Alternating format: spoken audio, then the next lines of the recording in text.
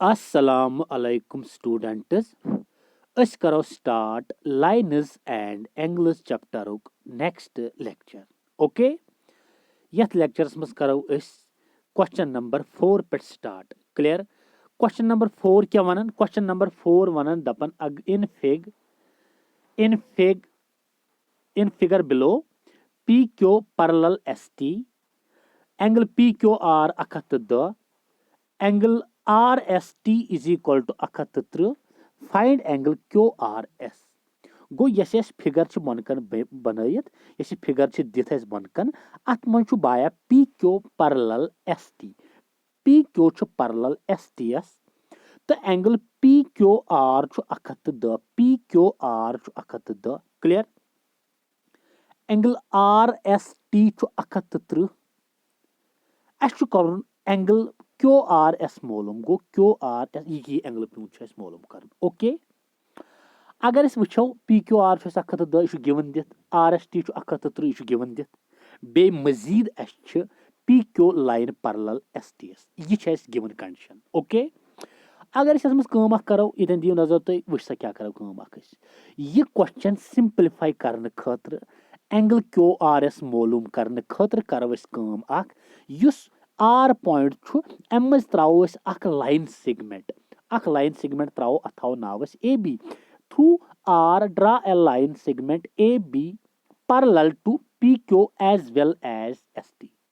go draw ARB line segment parallel to PQ Majeed parallel to ST यह parallel clear अगर तुम वो अगर PQ मे बाया PQ मे parallel कत QRS PQ parallel QRS clear sorry PQ parallel parallel ARS clear छा यपर अगर नजर दिमो यह QR कर ट्रांसवर्सल कट कर अगर यम ऐ बाया लाइन यह पान पैरेलल यह ट्रांसवर्सल यह एंगल प्लस यह एंगल ना सप्लीमेंट्री एंगल्स आसान यस थारम कर प्रूव कि अगर लाइन पैरेलल पत कर ट्रांसवर्सल इन कट तत बनान सप्लीमेंट्री एंगल्स गो तुम सप्लीमेंट्री तत बनान interior angles on the same side of a transversal तुम सप्लीमेंट्री मीन्स तुम सम बराबर 160 क्लियर गो ये अगर वो कम एंगल बन supplementary PQR plus angle ARQ गो angle PQR plus angle ARQ is equal to 160 means they are supplementary angles मगर यमो दोनवे एंगलों मज PQR में ओर गिवन दिथ 110 ARQ पाई कह इज इक्वल टू 160 अगर बी 110 तारन योर यह बन ARQ नेर बराबर 160 माइनस 110 तिकाज 110 कोर मे कुन ट्रांसपोज यह गस माइनस योर गो मे नेर ARQ एंगल बराबर 70 डिग्री गो ARQ द्रा मे कूता ARQ अगर ये फिगर मे दिमो नजर ARQ द्रा मे 70 कूता द्राव 70 द्रावा वह बह दिन थोड़ा आइडिया गोन बह कत कर मालूम वह यह एंगल द्रा मे 70 द्रामा अगर मे 70 द्राव मे एक्चुअली यह एंगल कर मालूम बह क्या कर अगर मे सोरे एंगल नेर यपर एंगल द्रोमुत 70 ये सरसी वाल बह यहान मे नेर ना यह वन तुम सर यह एंगल कत पे नेर मे यह लाइन ना ब्रदरा पैरेलल ये यह गो राजा यह गो ट्रांसवर्सल यह एंगल ना ये बराबर अल्टरनेट इंटीरियर एंगल्स यह अगर 71 यह गो 71 गो क्या करो वह क्या करो गो अस द्राव ARQ 70 द्रावा बह लिख ये ST पैरेलल RB अगर तुम वो गोडनथ ST पैरेलल RBS तो SR ट्रांसवर्सल गो ST पैरेलल RB अगर ये दियो नजर तुम ST पैरेलल RB यह ST लाइन यह ट्रांसवर्सल यह RBS पैरेलल यह गई ST यह पैरेलल कत RBS यह पॉइंट ये राजा A ST parallel RB by construction तेल गो यह एंगल बराबर ये गो angle TSR is equal to angle ARS यम राजा अल्टरनेट इंटीरियर एंगल्स क्लियर मगर ये अगर ये वुक एंगल TSR कूत TSR ARS बराबर TSR बाया सॉरी TSR या RST बराबर 130 यह एंगल ओर दिथ 130 अगर यह गो 130 तेल गो ना ये 130 गो ऐ द्राव ARS द्राव 130 कूता द्राव गो अगर ARS द्राव 130 ARS द्राव 130 द्रावा गो देयर फोर ये द्राव ARS एंगल द्राव ARS द्राव ARQ द्राव QRS गो ना बराबर ARS minus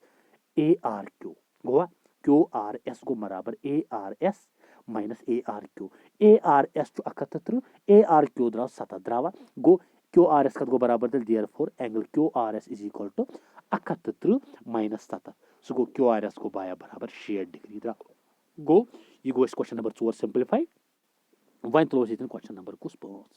Pusa question number 5 क्या वनन क्वेश्चन नंबर 5 वनन दपन in figure below A B parallel C D ये A B parallel C D एस clear angle A P Q 5 ये एंगल राजा 5 की ये एंगल 5 डिग्री छा P R D 127 P R D ये नेबरिम एंगल कूत 127 छा ये 127 ये 5 फाइंड एक्स तो वाई अख एक्स कर मोलम बे वाई कर मोलम छा गो एक्स एंगल तो वाई एंगल मोलम कर बस अगर ये तुम नजर दियो अगर ये लाइन सेगमेंट यथ पैरेलल छा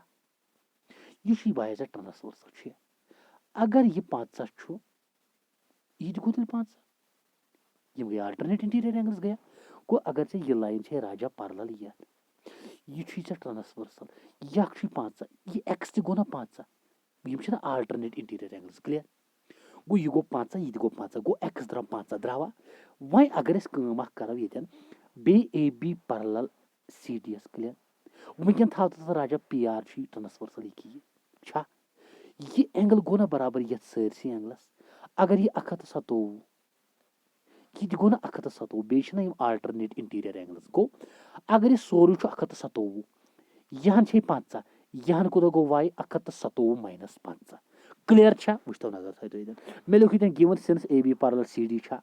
पी क्यू इंटरसेक्ट कर then angle P Q R गो बराबर एंगल कस ए पी क्यू गो अल्टरनेट इंटीरियर एंगल्स मगर ए पी क्यू 5 सो गो P Q R by X गो 5 डिग्री द्रावा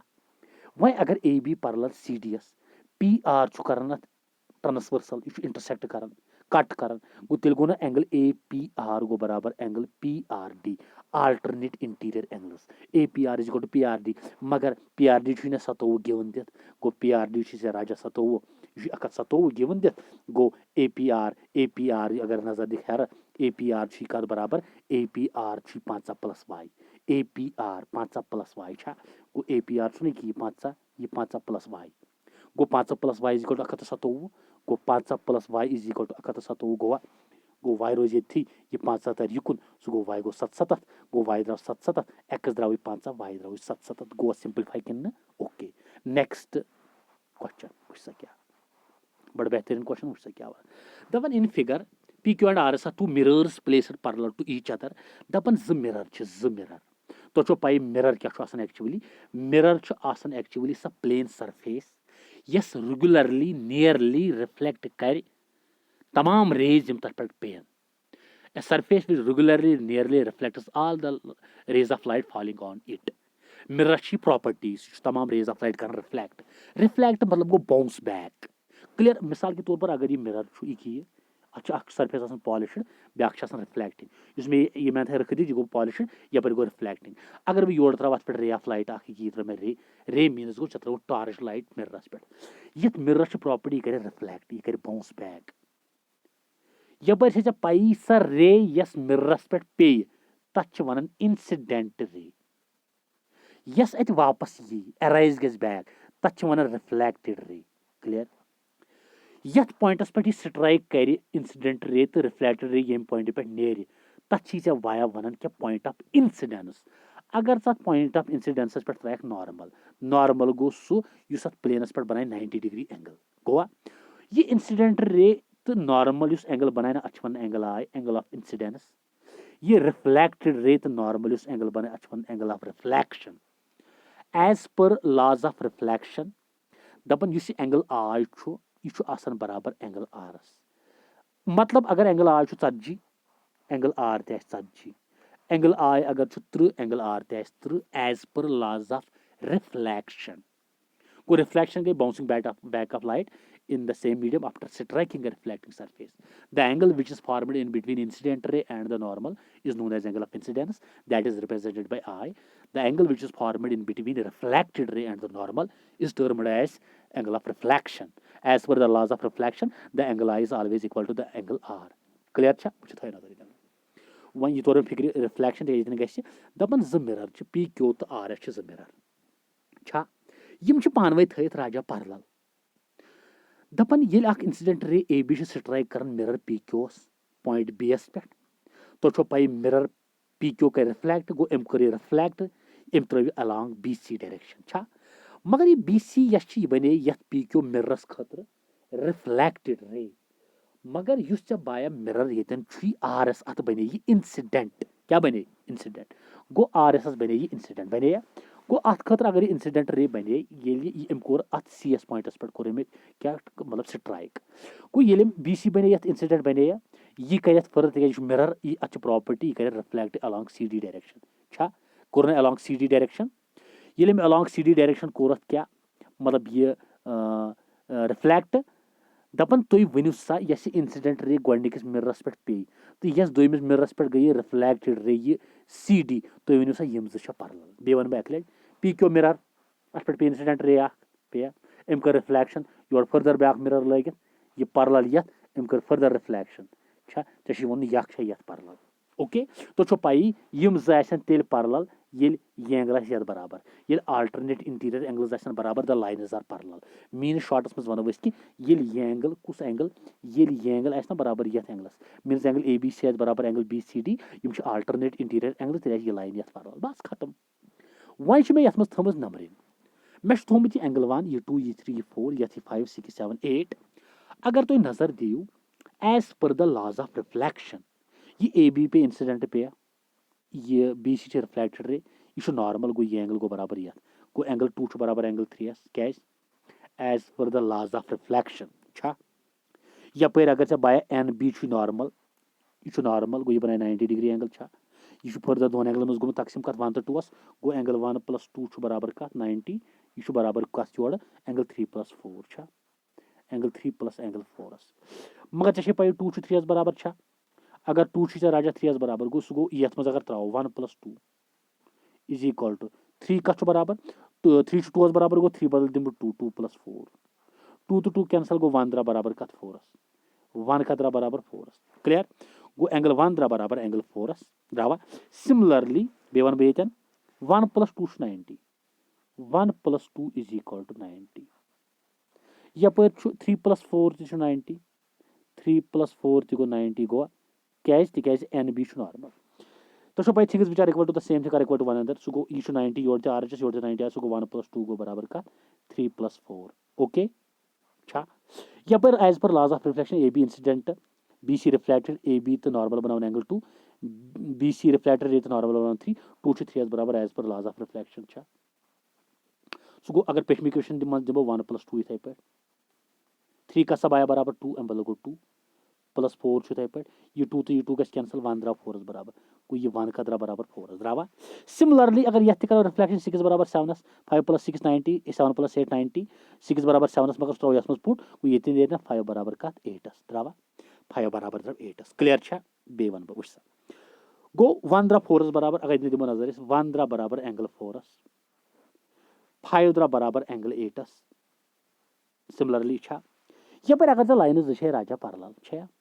यह ट्रांसवर्सल यह एंगल ना बराबर ये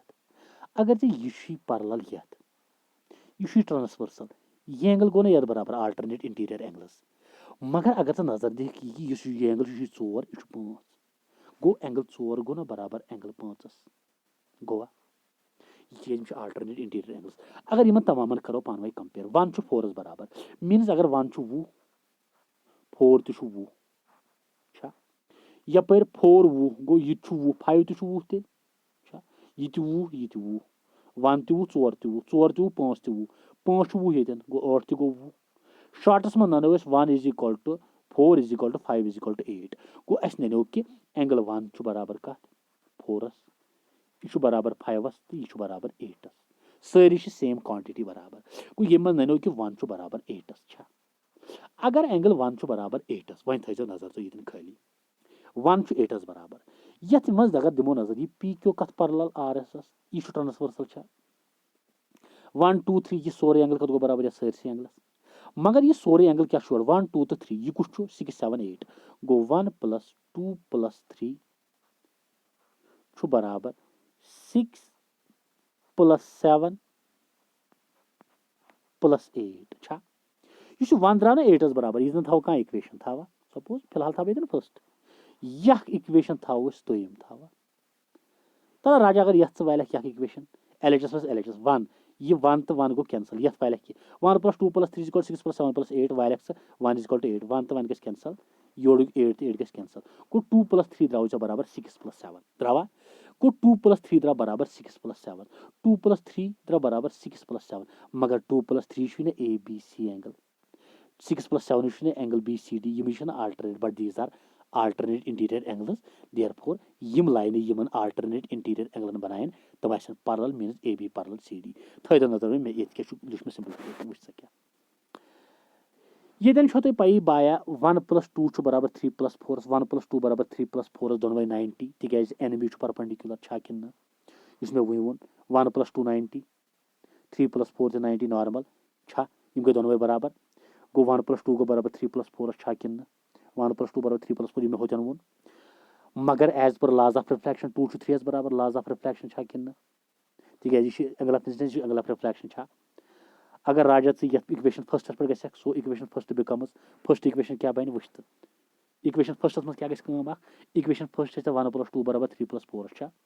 एंगल 1 प्लस 2 इथे पे LHS 3 प्लस 4 मगर 3 राजा 2 बराबर गो 3 बदल दित ये मज क्या 2 प्लस 4 इक्वेशन ये फर्स्ट यही तुझ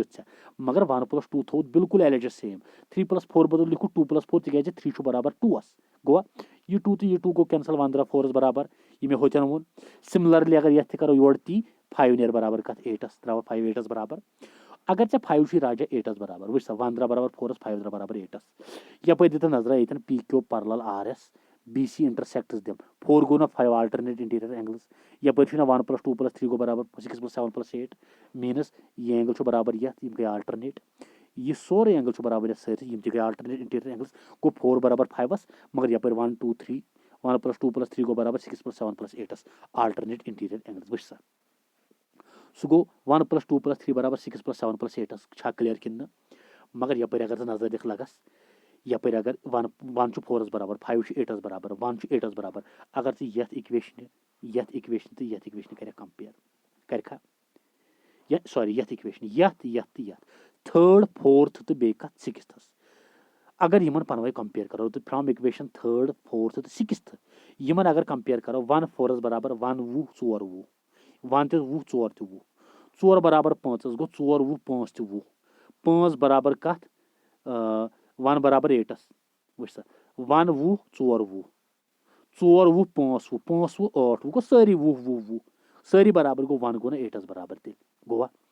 अगर वन यह शेम इक्वेशन सतम इक्वेशन तुलक कर सबट्रैक्ट ये पांचमे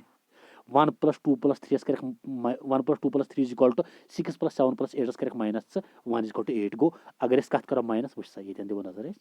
अगर बेतन लेख वुच सा क्या 1 प्लस 2 प्लस 3 अत कर योड़ 6 प्लस 7 प्लस 8 अत कर माइनस योड़ माइनस योड़ माइनस क्या कर योड़ 1 इज इक्वल टू योड़ 8 ये 1 तो 1 गो कैंसल ये 8 तो 8 गो कैंसल गो ये रूज 2 प्लस 3 द्राव बराबर से कत 6 प्लस 7 द्रावा वुच थे नजर गो सबट्रैक्टिंग 6 फ्रॉम 5th तो अत द्राव सोदी मे हो सिंपलिफिकेशन सो 2 प्लस 3 बराबर 6 प्लस 7 मगर राजा 2 प्लस 3 अगर फिक्र मन दिख नजर 2 प्लस 3 ABC 6 प्लस 7 BCD यम alternate interior angles गो 2 प्लस 3 बराबर 6 प्लस 7 मगर 2 plus 3 ABC who BCD but these are alternate interior angles मगर यम दोनों एंगल राजा alternate interior angles अगर यम alternate interior angles के बराबर यम लाइन यमन बनाए तम गई ना parallel तुम बने AB तो CD therefore line AB parallel कत line CD गो line AB parallel CD यह मालूम कर ओके ये मकलो एक्सरसाइज दोम मकले तो नेक्स्ट लेक्चरस मज करो इंशाअल्लाह Rahman third exercise start okay अल्लाह।